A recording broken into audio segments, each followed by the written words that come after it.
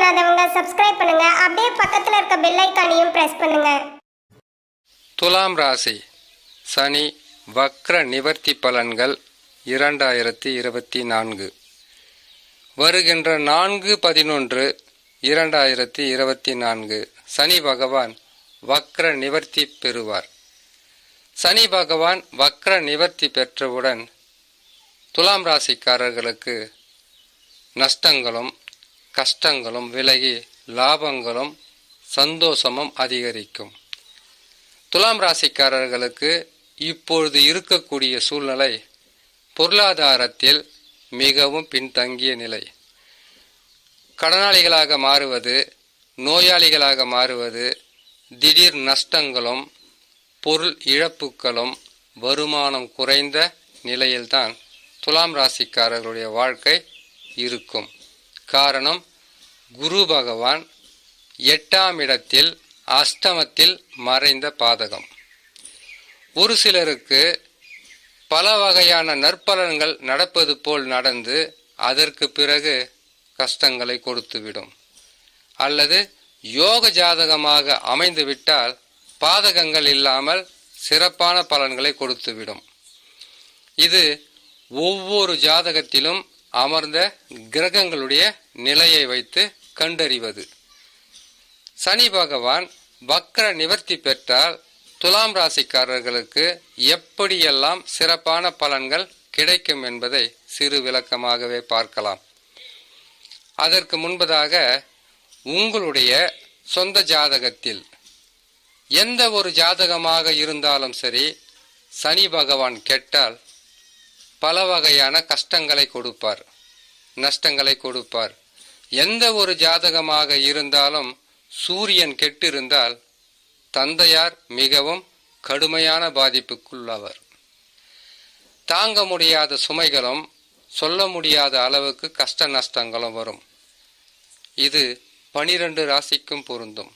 சூரிய பகவான் ஒளி கிரகம். அது மட்டுமில்லாமல் எந்த ஜாதகமாக இருந்தாலும் தகப்பனை குறிக்கக்கூடிய ஒரு கிரகம் என்றால் அது சூரியன்தான். சூரிய பகவான் கெட்டுவிட்டால் அரசாங்கத்தால் நற்பலன்கள் இருக்காது. உங்களுடைய வாழ்க்கையில் அதிகப்படியான சோதனைகளும் உங்களுடைய வாழ்க்கையில் தாங்க முடியாத துன்பங்களும் கட்டாயமாக இருக்கும். அது மட்டுமில்லாமல் உடலில் பல வகையான பிரச்சனைகளை கொடுப்பதும் சூரிய பகவான் கெட்ட நிலையில் இருந்துவிட்டால்.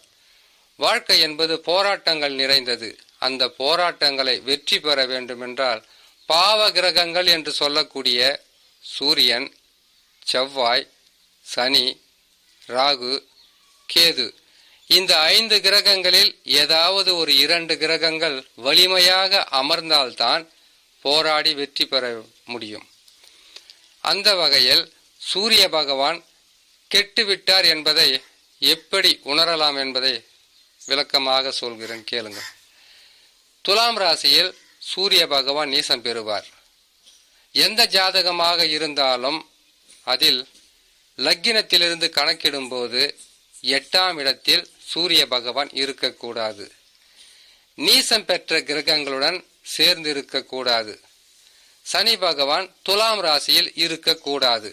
அப்படி இருந்தால் அந்த சூரிய பகவான் தசா வரும்போது பல வகையான அரசாங்கத்தால் தொல்லைகளும் தந்தையார் பல வகையான பிரச்சனைகளிலும் சிக்கி தவிக்கின்ற மனிதராகவே மாறிவிடுவார். இங்கே சனி பகவான் சூரியனுடன் இணைந்து துலாம் ராசியை தவிர்த்து மேச ராசியை தவிர்த்து மற்ற இடங்களில் இருந்தாலும் இத்தகையான பாதகத்தை தருவார். 8ஆம் இடத்தில் சூரிய பகவான் இருந்தாலே வாழ்க்கையில் பல கெட்ட பலன்கள் என்பது கட்டாயம் கொடுத்துவிடும். இதில் மாற்றம் பெறுவதற்கு குருவின் பார்வை இருக்க வேண்டும், அல்லது குரு சேர்க்கை இருந்தால் பாதகம் இருக்காது. துலாம் ராசியில் சூரிய பகவான் இருக்கும்போது சனி பகவான் இணைந்து இருந்துவிட்டால், சுக்கிரனும் சேர்ந்து இருந்துவிட்டால் நீசபங்க ராஜயோகமாக மாறிவிடும். அதற்கு இந்த பலன்கள் பொருத்தமாகாது. சரி, சனி பகவான் வக்ர நிவர்த்திக்கு பலன்களை பார்க்கலாம்.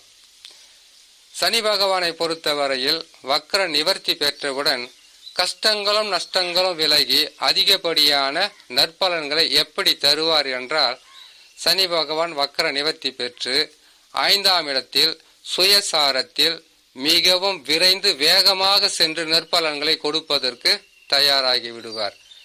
ஓராண்டுக்கு பிறகு பயிற்சி ஆவதால் சனி பகவான் வக்ர நிவர்த்தி பெற்றவுடன் 6ஆம் இடத்தின் பலனையும் சேர்த்து கொடுப்பதற்குண்டான வழிகளை உருவாக்குவார். சனி பகவான் வக்ர நிவர்த்தி பெறுகின்ற அதே காலகட்டத்தில் அதே மாதத்தில் குரு பகவான் வக்ரம் பெறுவார். 8ஆம் இடத்தில் வக்ரம் பெற்று அமரக்கூடிய குரு பகவான் அதிகப்படியான லாபங்களும் நஷ்டங்கள் எல்லாம் லாபங்களாக, தோல்விகள் எல்லாம் வெற்றிகளாக, குடும்பத்தில் ஏற்பட்டிருந்த குழப்பமான சூழ்நிலைகள் எல்லாம் மாறப்பட்டு சந்தோஷங்களும் மன நிம்மதியும் கிடைக்கின்ற அமைப்பில் குரு பகவானும் அமர்ந்து விடுவார். அப்படி அமரும்போது துலாம் ராசிக்காரர்களுக்கு இதனால் வரையில் சந்தித்து வந்த போராட்டங்களும் மனம் நிம்மதியற்ற சூழ்நிலையும் தொழிலில் பின்னடைவும் வியாபாரத்தில் வெற்றி இல்லாத தன்மையும் எடுக்கும் முயற்சிகளில் கடினமான உழைப்பாக இருந்தாலும் மனநிறைவான ஊதியம் இல்லாத கஷ்டப்பட்டு வந்த காலங்கள் மாற்றம் பெற்று அதிகப்படியான நற்பலன்களை கொடுக்கின்ற ஸ்தானமாகவே மாறிவிடும் துலாம் ராசிக்காரர்களுக்கு. சனி பகவான், குரு பகவான், ராகு கேது பகவான் 4 கிரகங்கள் மட்டும்தான் உங்களுக்கு நற்பலன்களை கொடுக்குமா என்றால் அப்படி கிடையாது. உங்களுடைய சொந்த ஜாதகம் ஒன்று இருக்கும். அந்த ஜாதகத்தில் எந்தெந்த வீடுகளில் எந்தெந்த ராசிகளில் கிரகங்கள் அமர்ந்திருக்கிறதோ அந்த கிரகங்களுடைய தசா என்பது நடப்பில் இருக்கும். துலாம் ராசிக்காரர்களுக்கு குரு பகவான் மட்டும் இத்தகையான பாதகத்தை தந்து விட்டாரா என்றால் கிடையாது. உங்களுடைய சொந்த ஜாதகத்தில் இருக்கக்கூடிய தசா, நடக்கக்கூடிய தசா வலிமையாக இருந்துவிட்டால், எத்தகையான கிரகங்கள் பாதகமாக இருந்தாலும் அதிலிருந்து மீண்டு வருவதற்குண்டான வழியை உங்களுக்கு எளிதில் நீங்களாகவே கண்டுபிடித்து விடலாம்.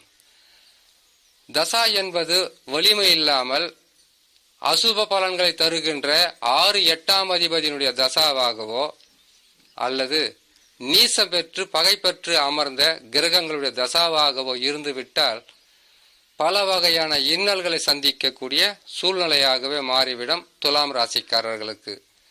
இங்க தசா வலிமையாக இருந்துவிட்டால் துலாம் ராசிக்காரர்கள் எத்தனை பேர் இருந்தாலும் தசா மட்டும்தான். ஒருவருக்கு நற்பலன்கள் நடந்து கொண்டிருக்கும், மற்றவர்களுக்கு அசுப பலன்கள் என்பது அதிகப்படியாக நடக்கும். என்னதான் ஜோசியம் சொல்றாங்களோ, ராசி பலனை சொல்றாங்களோ, குரு பயிற்சி சொல்றாங்க, சனி பயிற்சி சொல்றாங்க, ராகு கேது பயிற்சி சொல்றாங்க, எந்த பயிற்சியை பத்தி சொன்னாலும் நற்பலன்கள் என்பது நடக்காமலே இருக்கு. ஒருத்தருக்கு மட்டும் நல்லது நடக்குதுன்னு சொல்றதுக்கு காரணமே தசா மாற்றம். துலாம் ராசியில் இருப்பது சித்திரை நட்சத்திரம், சுவாதி நட்சத்திரம், விசாக நட்சத்திரம். சித்திரை நட்சத்திரம் என்பது செவ்வாய் நட்சத்திரம். ஆரம்ப தசா என்பது செவ்வாய் தசா, அதற்கு பிறகு ராகு தசா, அதற்கு பிறகு குரு தசா என்று தசாக்கள் மாறுபடும் போது உங்களுடைய வாழ்க்கையில் இருக்கக்கூடிய பிரச்சனைகளும் மாற்றம் பெற்று ஒன்று வெற்றி பெறலாம் அல்லது தோல்விகளை சந்திக்கலாம். சித்திரை நட்சத்திரத்துக்கு பிறகு வருவது சுவாதி. சுவாதி நட்சத்திரம் என்பது ராகுவின் நட்சத்திரம். வெற்றி மட்டுமே இலக்காக குறியாக வைத்துக்கொண்டு வாழ்க்கையில் கடுமையான போராட்டங்களை சந்தித்து வெற்றி பெறுவது என்பது சுவாதி நட்சத்திரத்திற்கு மிகவும் பிடிக்கும். ஆகையால் சுவாதி நட்சத்திரம் என்பது ஆரம்ப தசா ராகு தசா, அதற்கு பிறகு குரு தசா, அதற்கு பிறகு சனி தசா என்று தசாக்கள் மாறுபட்டு வரும்போது உங்களுடைய நற்பலன்களோ தீய பலன்களோ அந்த கிரகங்கள் எந்தெந்த ராசிகளில் அமர்ந்து நல்ல நிலையில் இருந்தால் நற்பலன்கள் நடக்கும், கெட்ட நிலையில் இருந்தால் கெடு பலன்கள் நடக்கும். அடுத்தது சித்திரை விசாகம். விசாக நட்சத்திரம் என்பது குருவின் நட்சத்திரம். குருவின் நட்சத்திரத்தில் பிறந்தவர்களுக்கு ஆரம்ப தசா என்பது குரு தசா. இந்த குரு தசாவாகப்பட்டது மிகவும் வலிமையாக குரு பகவான் அமர்ந்து விட்டால் போதுமா? ஆரம்ப தசா நல்லா இருக்கும். குரு தசாக்கு பிறகு வருவது சனி தசா வரும் இல்லையா? சனி பகவான் தசாக்கு பிறகு புதன் தசா வரும் இல்லையா? இப்படி தசாக்கள் மாறுபடும் போது அந்த கிரகம் நல்ல நிலையில் அமர்ந்து விட்டால் அவர்களுக்கு எந்த கிரகங்கள் மாற்றம் பெற்று அமர்ந்தாலும் பெரிதளவு பாதகத்தை கொடுக்காமல் சாதகத்தையே கொடுத்து கொண்டு இருக்கும். இப்போ உங்களுக்கு ஓரளவுக்கு தெளிவாக புரிஞ்சிருக்கும் நினைக்கிறோம். இந்த வகையில் சனி பகவான் வக்ர நிவர்த்தி பெற்றவுடன் துலாம் ராசிக்காரர்களுக்கு அதிகப்படியான நற்பலன்களை கொடுப்பதற்குண்டான வழிகளும் வாய்ப்புகளும் இருக்கிறது என்று சொல்லி இன்னொரு நல்ல பதிவில் உங்களை நான் சந்திக்கிறேன். நன்றி, வணக்கம். மேலும் தகவலுக்கு எங்க சேனலை மறக்காம சப்ஸ்கிரைப் பண்ணுங்க. நன்றி.